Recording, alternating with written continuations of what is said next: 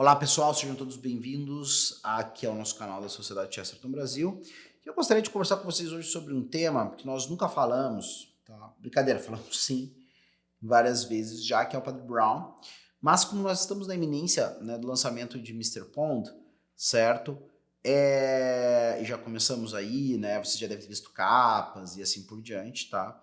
Mas ali, esses paradoxos da qual fala a obra, para mim se apresentam também dentro da escrita de Chesterton através, né, das histórias de detetive. E vocês sabem que não existe nenhum personagem mais famoso, né, no seu ofício detetivesco, né, na escrita de Chesterton que o Padre Brown, certo?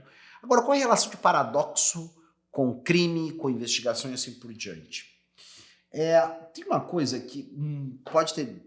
Eu penso isso, né, quando eu me aproximei do Padre Brown pela primeira vez, que é esse questionamento, né? Alguns poderiam se perguntar como é que um padre tem um expertise, tem conhecimento, tem habilidade para se meter em algumas coisas bastante, né, umas roubadas, uns perigos muito grandes, certo? E resolver esses problemas. E eu acho que essa é a resposta menos difícil de dar, tá? E o próprio Chesterton nos dá essa resposta. Porque Chesterton fala, né, que, sobretudo, ele foi motivado pelo momento em que ele ouvia, né, duas pessoas falarem sobre um padre, né, que eu acho que estava no campo de visão deles, assim por diante, e essas pessoas estavam, na verdade, subestimando a capacidade desse padre de conhecer o que de fato era o ser humano, as maldades que ele fazia, né, as maldades que eram capazes de fazer as pessoas. E o padre, e Chesterton pensou justamente o contrário. Puxa vida, né? O padre está numa condição onde as pessoas mais insuspeitadas, né, que cometem os seus deslizes ou coisas maiores do que deslizes, chegam e abrem o coração com ele falando tudo o que fizeram, né? Então é bem mais provável que o padre, né, tenha mais conhecimento da natureza humana, mais conhecimento do que são essas coisas erradas que alguém pode fazer, do que esses carinhas aí que de certo conhecem as suas experiências, de meia dúzia de pessoas mais ou menos sinceras com eles, e o que eles imaginam que acontece por aí. Então Chesterton percebe que a experiência do padre, e isso muitas vezes é o caso, tem gente que acha assim, não, o padre ele é um consagrado, então ele só tem contato com gente santa, realidades consagradas e assim por diante. Mas é justamente o contrário, não é? Claro, é verdadeiro, né? O padre tem contato com muitas pessoas de uma vida muito boa, de uma índole muito bonita, né? Que são consagrados, que são outros padres religiosos, mesmo leigos consagrados, assim por diante. E claro, né, é do ofício do padre lidar com as coisas sagradas, né, com a sublimidade do sagrado, né, sobretudo da Eucaristia. Mas também o padre é, muitas vezes, o recurso daqueles que não têm mais esperança nenhuma, daqueles que já foram rejeitados por todos. O confessionário, às vezes, é o único consultório, mesmo psicoterápico, acessível a tantas e tantas pessoas. Tem uma dificuldade que às vezes alguns padres têm, né? Porque às vezes algumas pessoas se no momento que era para ser da confissão, querem fazer um acompanhamento espiritual que demandaria mais tempo, demandaria ser num lugar oportuno, né?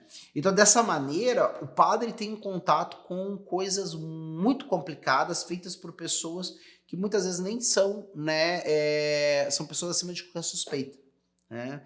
Então, Chesterton imagina esse universo. E aí, então, ele diz assim, não, esse cara é um cara que, claro, existem outros atributos, mas esse atributo de conhecer até onde o ser humano pode descer, o que é o ser humano culpado, né, e assim por diante, esse atributo não falta para o padre. Evidentemente que existe aí a outra parte que é a que me intriga mais. O que leva uma pessoa a se envolver em problemas tão agudos, às vezes tão delicados, como várias das histórias em que são relatadas ali pelo Chesterton, que o Padre Brown está, sem ter um dever de ofício ou sem que a sua pele esteja em jogo. E o interessante é que, se nós pararmos para pensar, existe uma atitude no Padre Brown que é uma atitude que eu acredito que Chesterton quer instigar em nós todas as vezes que nós nos encontramos numa situação que nos desafia. O paradoxo é um desafio à nossa inteligência. A princípio, duas realidades que não deveriam coexistir num mesmo fenômeno, coexistem, estão diante de nós e nós temos que procurar, né, seja uma realidade empírica para fora de nós, alguma coisa em concreto, seja uma ideia, seja conceitos. E então nós precisamos botar ordem nisso. Nós sentimos o nosso coração incomodado. Não, mas como uma coisa pode ser ao mesmo tempo como a outra? Como essa ideia pode coexistir com aquela? O que eu faço com isso? E aquilo incomoda algum tipo de pessoas. E alguns tipos de pessoas, de fato, vão atrás da solução disso. E tá tudo ótimo. E eu diria mais, para essas pessoas, talvez a obra de Chesterton, quando trata dos paradoxos, sirva sobretudo como deleite, por um lado, e um esclarecimento e aprofundamento dessa sua capacidade crítica por outro.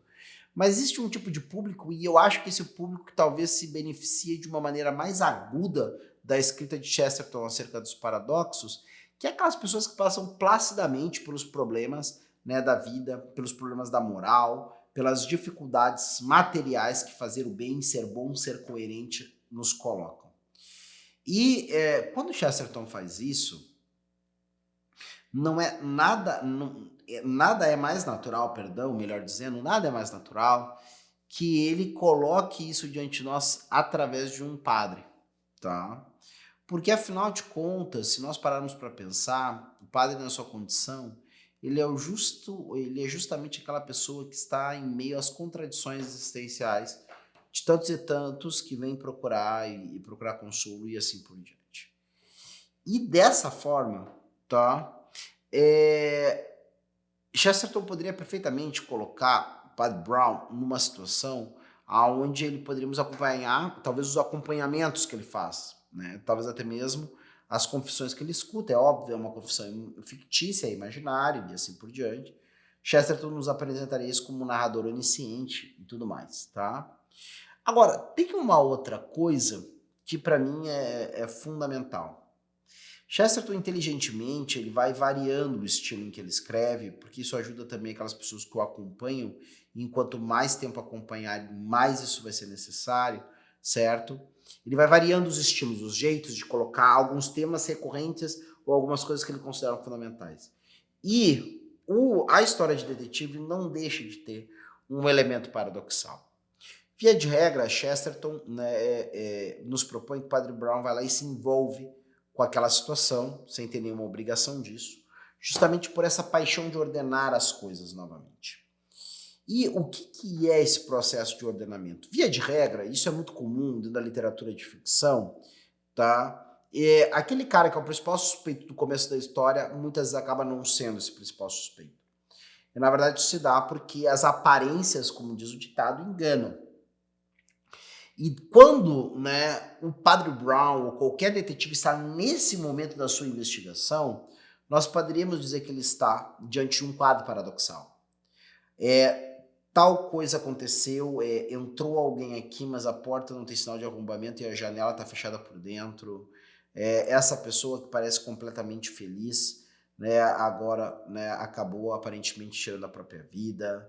Esse cara que sempre deu sinal, né, de não ficar nem com R$2, né, de um troco dado errado, vai lá e rouba milhões, e assim vai, tá? E esse lugar onde morreu fulano é impossível de chegar, então como é que ele chegou aqui? E assim vai, um monte de coisas desse tipo, que são na verdade paradoxos.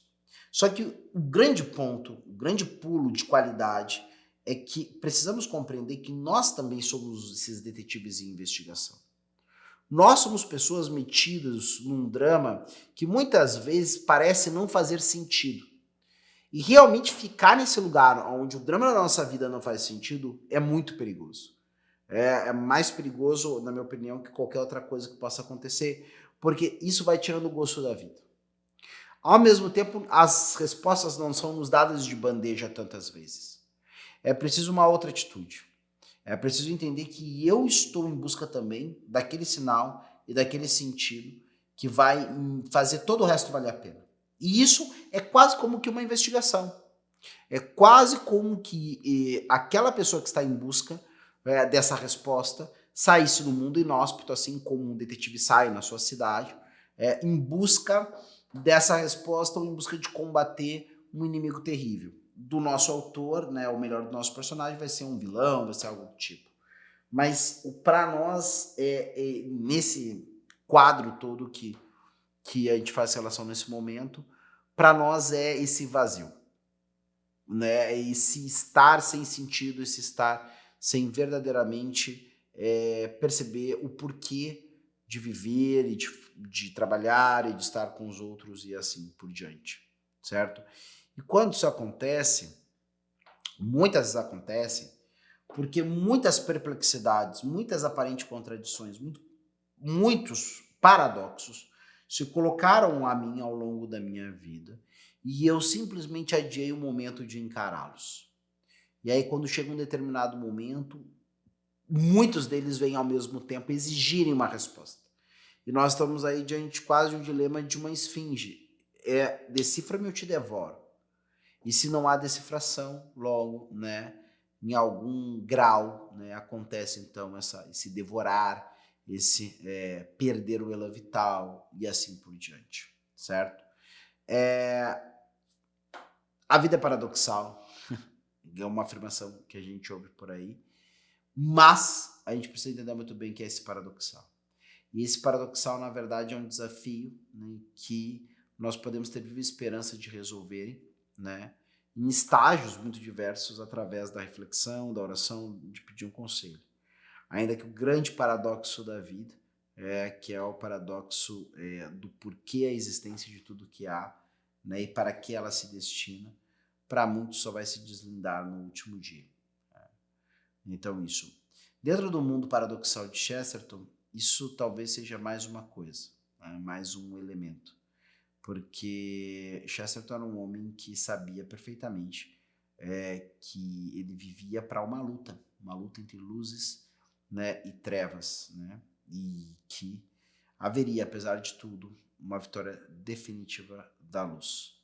Uma hora, né, o paradoxo seria superado pela certeza, a imagem seria superada pela visão, todos os sofrimentos seriam remediados no amor.